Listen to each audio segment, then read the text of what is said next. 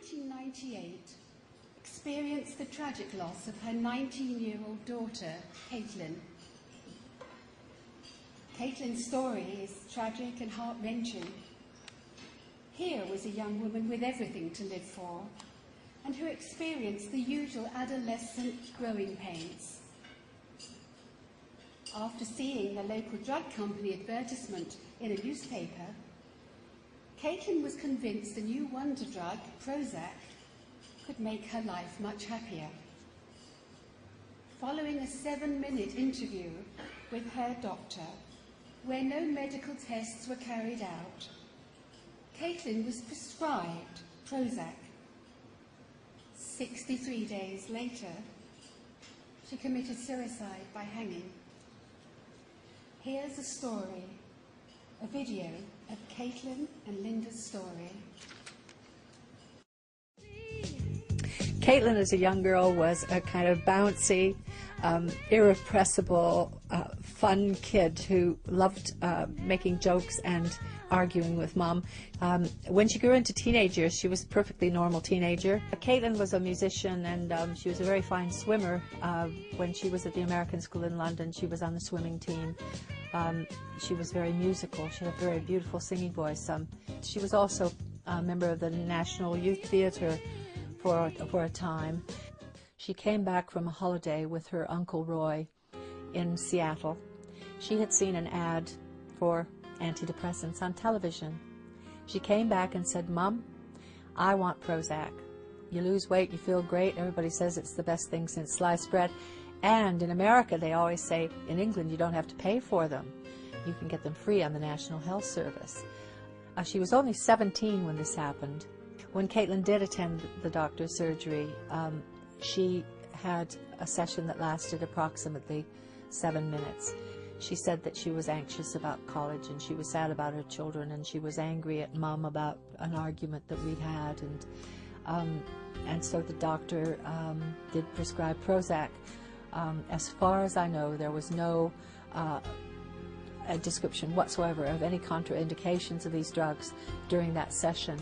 There was another leaflet with the patient instructions that said, if you begin to feel worse, don't go off them. Please keep taking the medication. Almost unbearable things for me was looking through her diary and seeing that she numbered the days, and she had numbered right up to her birthday on June the 11th, from the date in February when she began, and of course she didn't live till her next birthday. On the last weekend of Caitlin's life, she displayed totally uncharacteristic behaviors, but she bunked off college. She carved an S on the back of her hand, and 3 strips with what looked like a Stanley knife or a razor blade, and she went berserk. And I ended up rescuing her from, it was like walking into hell. I pulled up at this street corner. My daughter had kicked in a shop window. She was having her hair pulled by her so-called friends. On the Sunday morning, I said, "I want you to go to the doctor. I'm worried. I'm really worried." We went together arm in arm, and the doctor who had prescribed the Prozac asked her if she thought Prozac might have anything to do with her behavior, and Caitlin said it might. Yes, it might. The doctor said she was going to refer Caitlin to a psychiatrist on the Monday to work in London for my publishers. Left her at 6:30 in the morning, kissed her goodbye. "Don't worry, Mom, everything's going to be fine."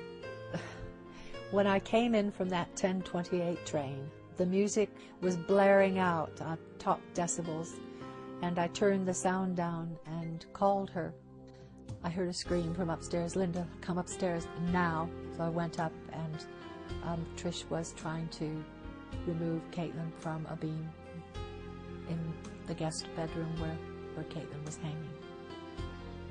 When I was holding her dear body in my arms, I lay down beside her, and I could feel her trying to get back into her body. And I know this sounds strange and maybe even mad, but there was a tactile sense in the room. "Mummy, I want to come back." And I think she probably really would like to be here.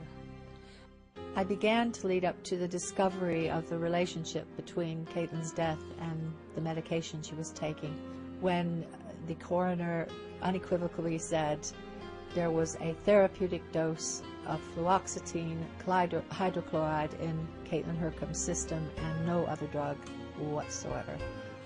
With the help of Dr. David Healy, I set up a self-help group for people suffering from withdrawal or from adverse reactions to antidepressant medications.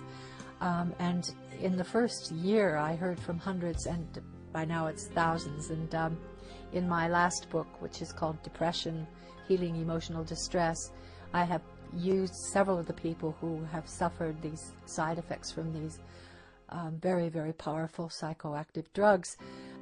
The most recent kind of targeting of my writing has been with the attempt on the part of the pharmaceutical companies to overturn the ban on psychoactive drugs, the ban on advertising them on national television. Of course, with Caitlin's background, this is a particularly horrific event. If the ban on advertising prescription medications is overturned in the EU, I think it will be a great tragedy, and I'll fight tooth and nail to stop it happening.